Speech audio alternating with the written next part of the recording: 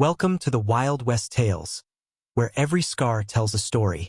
The wind moved slow across the open plains as evening settled in, whispering through the tall grass and brushing against the weather-worn boards of a cabin that had long surrendered to silence. The day teetered between the last golden light and the creeping chill of nightfall, and in that stillness, even the earth seemed to hold its breath. A ribbon of smoke drifted lazily from the chimney, curling into the dusk like a half-forgotten memory trying to escape. Inside, Silas McCrae sat beside the hearth in a crooked wooden chair, a half-whittled stick in one hand, a dull knife in the other. He hadn't spoken in days, not since he'd cursed a busted axle that had snapped clean off his wagon. Before that, it had been longer. Words weren't much use when a man had no one but silence for company. He wasn't old by the measure of years, but loss had hollowed him. His once strong frame had grown lean, his shoulders narrow, his hair dulled with the tint of dust. A limp in his left leg reminded him of a bullet that never got dug out, one of many things he'd learned to live with. He didn't hear the first knock. The second was hesitant, unsure of its right to interrupt. The third landed like a whisper on glass, soft, but sharp enough to stir him. Without thinking, Silas rose, the knife falling to the table. His hand brushed near the revolver hung on the wall, then fell away. No one came this far unless they had a reason. When he opened the door, the fading light revealed a child. She couldn't have been more than 6, barefoot and shivering in a thin gingham dress. Dirt streaked her cheeks, her lips were cracked, and she clutched a battered corn husk doll. Bramble scratches marked her knees, but her green eyes were wide and steady, eyes that held the whole of the prairie. "My mommy can't walk anymore," she said, her voice thin but sure. "Please help, Daddy." Silas froze, one hand gripping the doorframe, his heart hammering against old walls. For a moment, the child blurred into someone else, someone lost long ago. His mouth opened, but no words came.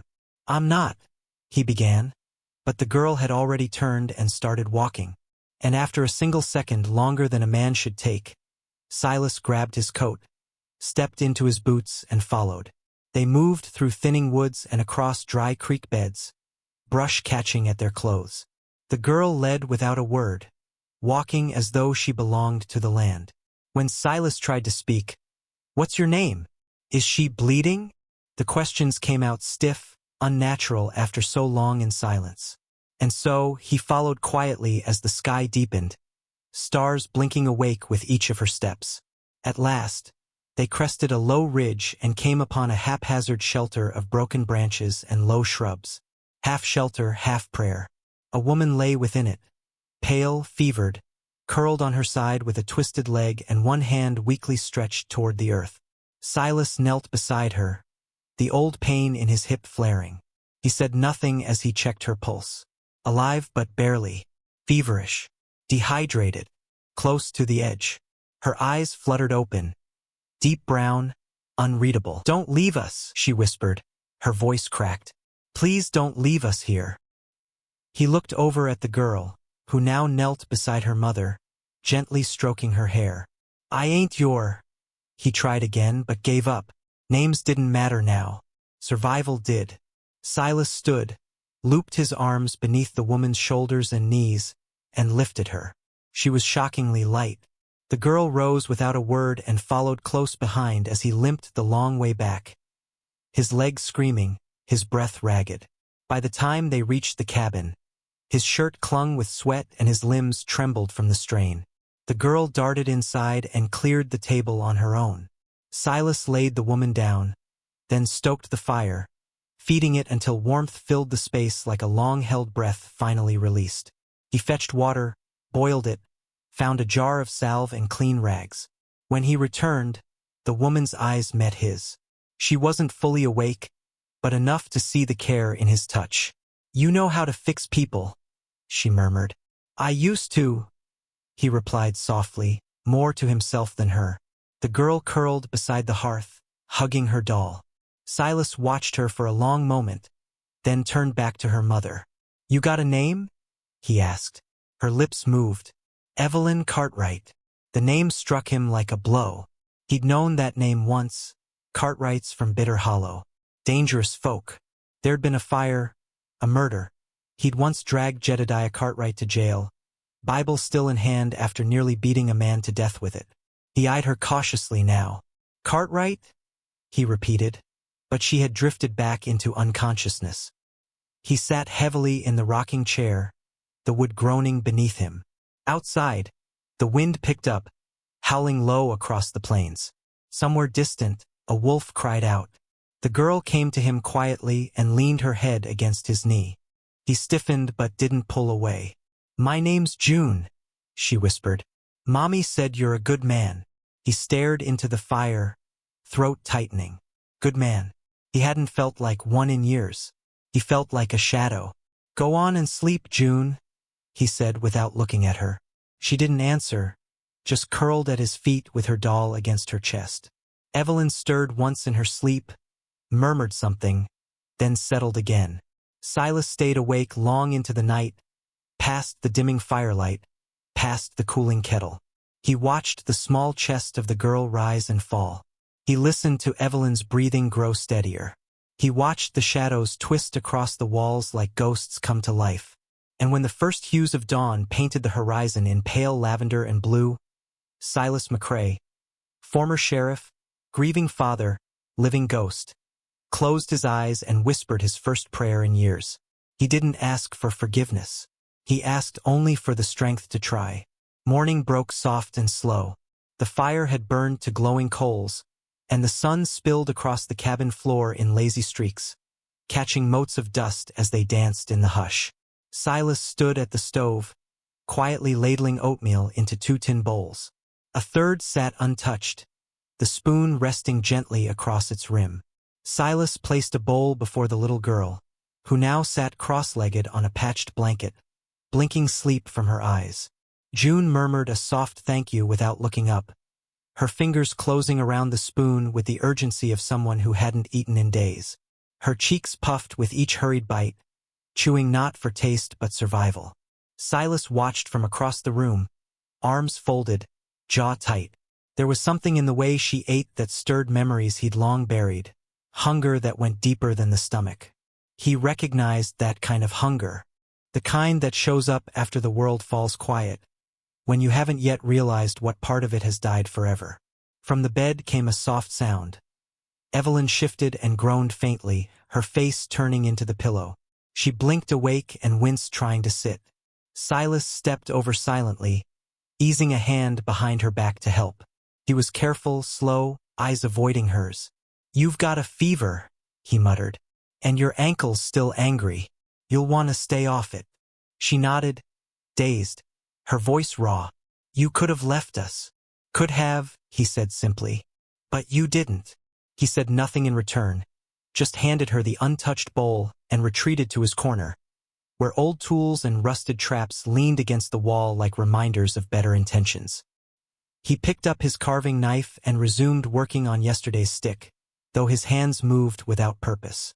Evelyn ate slowly, wincing with each movement. Her eyes wandered the cabin. Its sparse furnishings, its deep silence, its quiet refusal to offer comfort. This was not the home of a man expecting company. "You live alone out here?" she asked. Silas didn't look up. "Suppose I do." "Far from town. That the idea?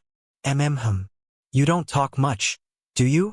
He paused, letting the blade still in his palm. His voice came like thaw breaking across brittle ice. "Used to talk plenty. Didn't do me much good." June had stopped eating. She watched them both, eyes flicking back and forth like she was waiting for someone to break, or maybe to tell the truth. Her one-armed doll lay beside her, tucked beneath the edge of the blanket. "I didn't mean to show up here," Evelyn said quietly. "Wasn't planning on it." Silas finally looked up. "No one just happens on this place. You were running from something." "I was." He waited, but she didn't continue. He turned back to his carving. "June's father died last winter," she said at last, voice thin. "Shot in the back outside the church. My brother-in-law called it judgment. Said the Lord sent that bullet." Silas's hands froze. "He started preaching harder after that," she continued. Said I was a widow now, meant to serve the church. Said June needed purifying. Told me I'd marry him or face the fire. Jedediah Cartwright, Silas said, not as a question. Evelyn flinched just barely. You know him? Dragged him into a cell once. Years ago. Caught him beating a man with a riding crop, shouting scripture the whole time. Quoting Revelation like it was a weapon. She let out a broken breath. That sounds like him. Silas set the knife down, wiping his hands on his trousers. He's still out there? Not in Bitter Hollow. Place mostly burned. He's got a following now. Calls it the Fold. They took over the old mining camp near Widow's Bluff. They pray every night. Loud enough to scare off coyotes. Silas exhaled through his nose. He's looking for you. I know. He stepped to the window, gazing over the prairie where the tall grasses moved like water under morning wind. Shadows of hawks drifted soundlessly across the hills. You brought danger here, he said, voice low. I brought my daughter, Evelyn shot back, her voice sharp. We had nowhere else to go. Silas didn't turn. Town won't help. They're scared of the Fold. And they don't like strangers. I don't need kindness, she said. I just need time. Time won't change what kind of man Jedediah is. No, she agreed. But it might change what kind of mother I am. That stopped him. He looked at her again and saw something new in her expression. Fierce tenderness, shaped by pain but not broken. She looked brittle, not shattered, like a blade pulled too soon from the fire. He poured a mug of water and handed it to her. She nodded in thanks. June, quiet as ever, climbed onto the bed beside her mother. Evelyn wrapped an arm around the girl and kissed the crown of her tangled hair. They held each other close, the way only survivors do, sharing warmth where the world had failed to provide it. After a pause, Evelyn asked, Your daughter, what happened to her? Silas turned away. He didn't want to speak it, but the words came anyway. Her name was Clara, 10 years old. She fell into the creek near Boone's Crossing. I was cleaning my gun. Heard the scream too late. Pulled her out. She never woke. Evelyn said nothing, and the silence pressed thick around them like fog. Her mother left not long after, he continued. Took what little we had. Said I loved the badge more than them. Did you? Evelyn asked softly. He gave her a long look. I think I did. There was no anger in his voice, only the hollow weight of regret. June burrowed into her mother's side, eyes fluttering closed. The fire cracked softly, filling the room with its steady, low voice. The rest of the world stayed silent. That afternoon, Silas stepped outside to split firewood. He needed motion, needed rhythm, something that made sense. Each swing of the axe sliced through the weight in his chest, offering brief clarity. Inside, Evelyn lay back, adjusting her pillow as she listened to the thud of wood striking wood. June napped beside her, hand still gripping the hem of her mother's dress. Is he going to make us leave? The girl asked, voice barely above a breath. I don't know. Baby? Evelyn whispered, running her fingers through June's tangled hair. That night, they shared a supper of boiled potatoes and beans. It was simple, but the silence between them had changed. It was no longer wary. It had softened, grown into something closer to peace. Evelyn spoke more freely, asking about the land, the creeks, how far the nearest town really was. Silas answered, still terse, but not unkind. You got any animals? She asked. Not anymore, he said. Wolf got the last goat. Never replaced it. Surprised you stayed.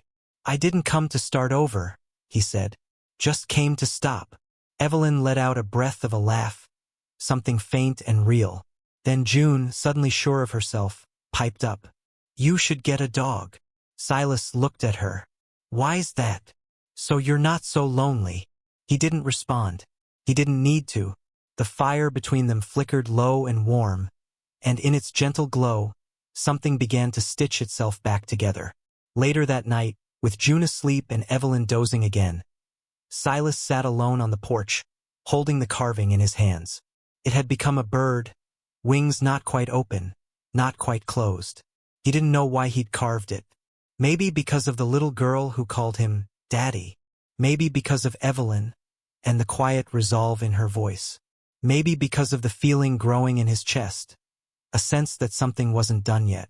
He thought of Jedediah Cartwright, preaching fire and damnation, wrapping his cruelty in scripture. He thought of the way evil could wear a righteous face out here. The prairie wind moved gently through the porch rails. He could feel it now, deep in his bones. Trouble was coming. Just like a man knows the storm before the clouds gather. He slipped the bird carving into his coat pocket and stood, scanning the horizon. This time he wouldn't be too late. This time he wouldn't run. He stepped inside, closing the door behind him as softly as a prayer. June stirred once, then stilled. Outside, a coyote sang to the not yet full moon. And inside that weathered cabin, 3 strangers slept under one roof. No longer alone, not quite family, but beginning, perhaps, to remember what safety feels like. The days that followed moved slow and thick, like honey sliding from a spoon, each one folding gently into the next. The wounds on Evelyn's ankle faded from angry red to the soft yellow of old bruises, and her fever slipped away like a ghost finally realizing it had overstayed. Silas brought her water steeped with mint when she couldn't keep down food. June, when she wasn't climbing trees or tracing strange patterns in the cabin walls, would sit near the hearth and read aloud from a worn Bible with no back cover. She stumbled often, pausing at the words her mother used to skip or soften. But she kept reading, her voice gentle and uneven, like the stream running behind the house. Silas didn't say much, but his hands rarely stopped moving. He mended the window pane that rattled in the wind, fixed the porch step that threatened to collapse, cleaned his rifle and reshoed his horse, though it hadn't been ridden in months. There was a rhythm to his work, a quiet reverence, as if making things useful again was the only way to prove they still mattered. Most days, Evelyn sat on the porch, watching the sun crawl across the sky while June chased shadows in the dirt. Color had returned to Evelyn's cheeks, and the creases in her brow had begun to soften. But there was still a watchfulness in her, a quiet bracing, as if she were waiting to hear a sound she feared and couldn't yet name. One morning, Silas came in from checking the trap line and found them rearranging his shelves. June stacked canned peaches beside pickled beans with the seriousness of a banker tallying gold. Evelyn gave him a small, knowing look, half apology, half defiance. "You planning to reorganize my whole life?" Silas asked without anger. Evelyn gave a faint smile. "Just figured a man who keeps shotgun shells next to sugar might benefit from a little perspective." He smirked. "Ain't had a guest in years." "You've got 2 now," she said. "Might as well pretend it's a home." Silas studied her for a long moment. The way she stood, still favoring her injured leg, brushing dust from a jar with the back of her hand. Then he nodded once, as if granting permission. Not just for the shelves, but for something bigger, something he didn't have words for yet. That afternoon, June found a rusted harmonica in a drawer and blew into it with the wild joy of a summer storm. Every note was a chaotic miracle, sharp and untrained. Silas winced but said nothing. When Evelyn laughed, he looked at her from the corner of his eye. "She's happy," she said. "Happier than I've seen her in a long time. She don't call me daddy anymore," he murmured. Evelyn hesitated. "I told her not to. Didn't seem fair to put that on you." Silas didn't respond. His hands were already working again, shaving curls from a block of wood. The shape had started to resemble a bird, wings outstretched, mid-flight. That evening, as they sat near the fire, Evelyn shared stories from her childhood. Growing up with older brothers, fishing with crooked hooks, chasing fireflies barefoot through the hollow. Her voice held a lilt now, like something old and buried had begun to rise again. June fell asleep against her side, and when the cabin fell silent, it felt companionable, not lonely. "You were a sheriff," Evelyn said quietly. Silas nodded. "Do you miss it?" "Not the job," he said, "but I miss believing the law meant something." She studied his face in the firelight. "Maybe it still can, just not the way you remember it."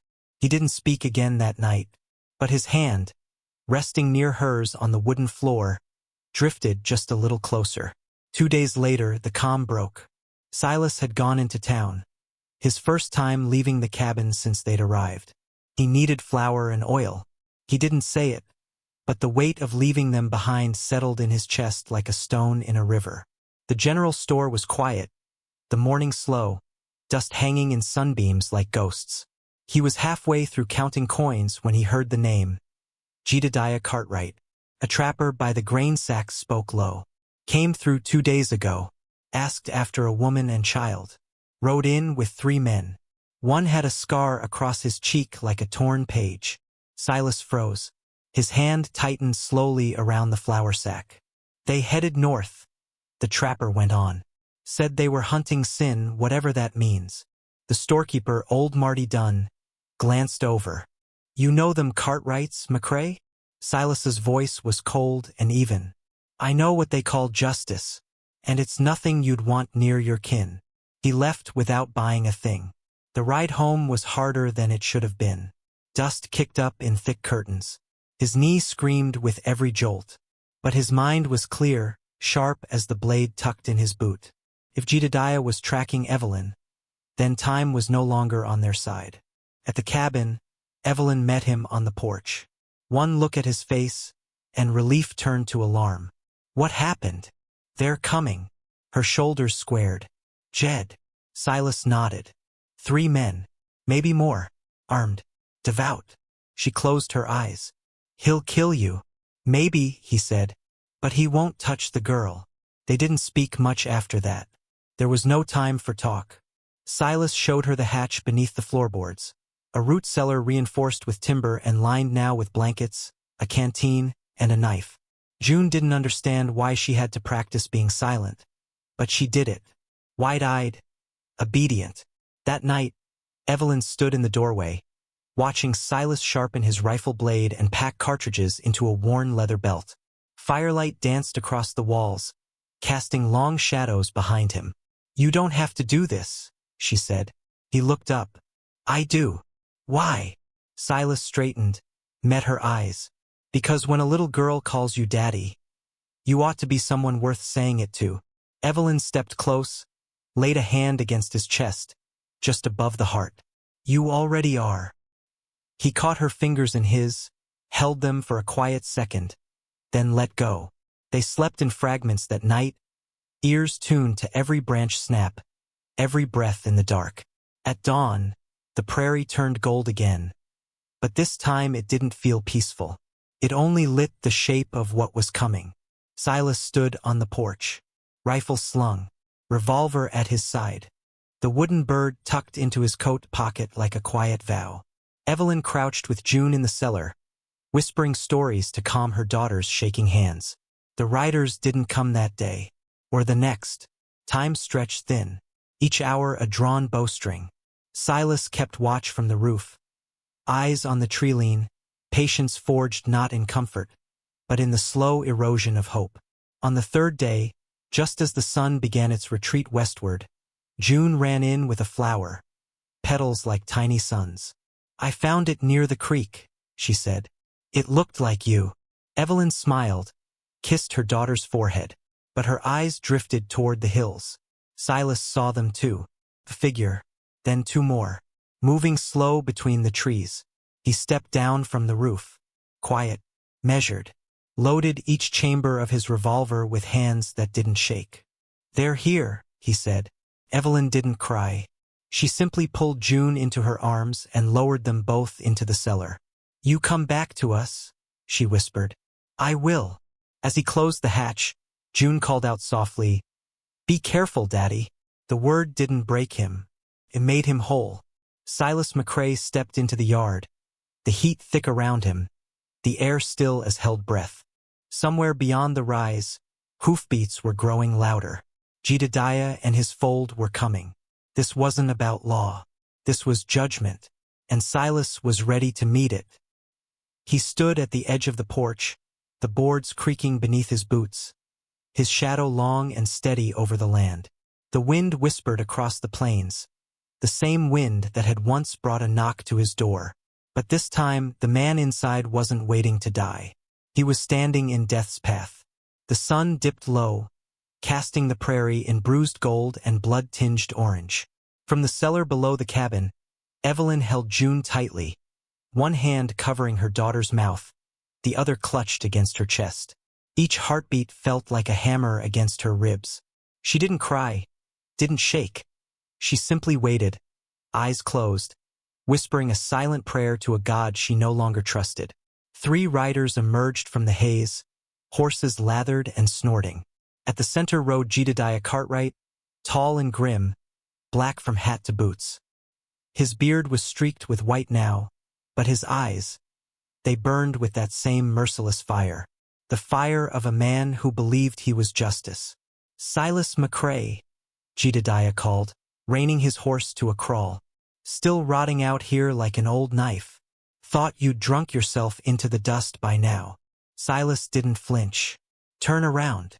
Jedediah smiled coldly. "I'm not here for you. You've always hunted the weak. It's the only thing you've ever been good at." "I'm here for what's mine," Jedediah growled. "The fold is her blood. The child is mine by right." Silas stepped off the porch.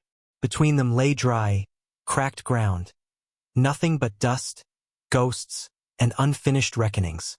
"She left you because she was brave," Silas said. Jedediah's expression darkened.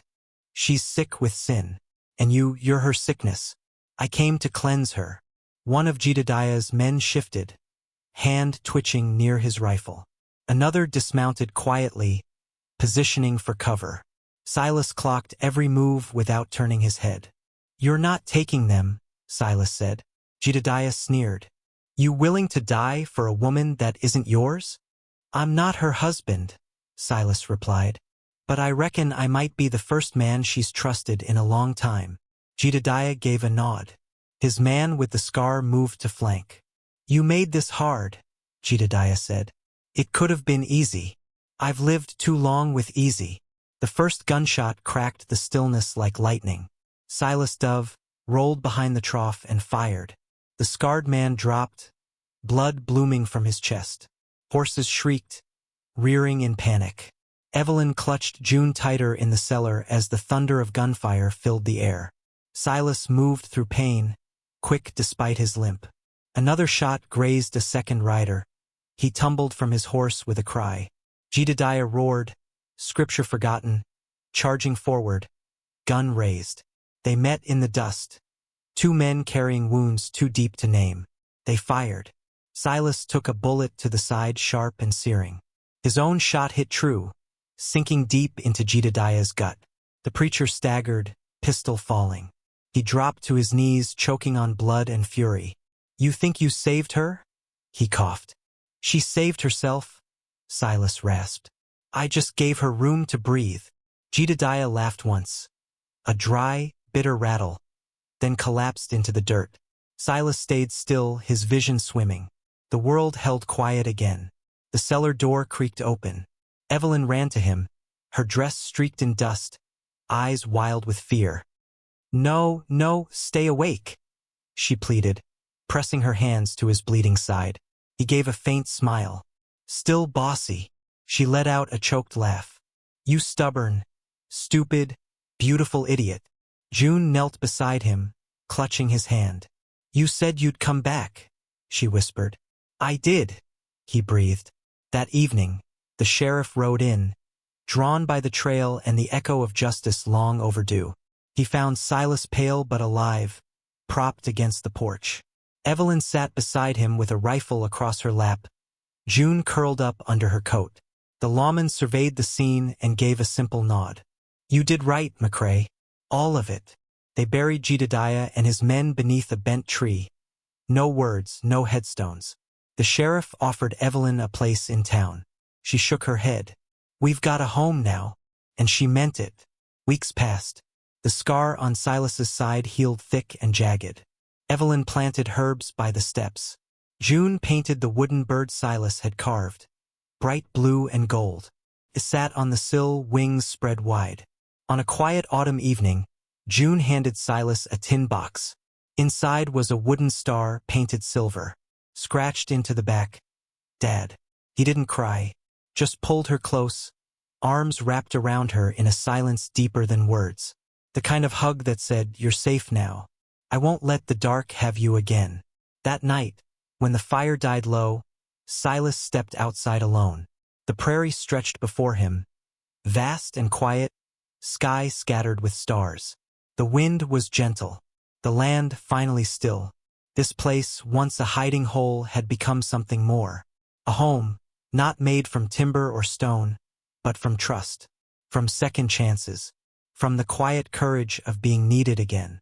He thought of the knock, the little girl in the dusk, the mother holding herself together with nothing but grit. They hadn't just needed him, they had saved him. And somewhere behind him, Evelyn stirred. June's soft breath rose through the window. Life, real, messy, beautiful, filled the cabin now. Silas McCrae looked to the stars and smiled. Sometimes God doesn't send miracles. Sometimes he just sends a little girl with scraped knees and a mother who won't give up. And if you're lucky enough to answer the door, you become a man again. So if you're listening, wherever you are, remember, no matter how far you've fallen, the right knock at the right hour can still save you. But only if you choose to answer.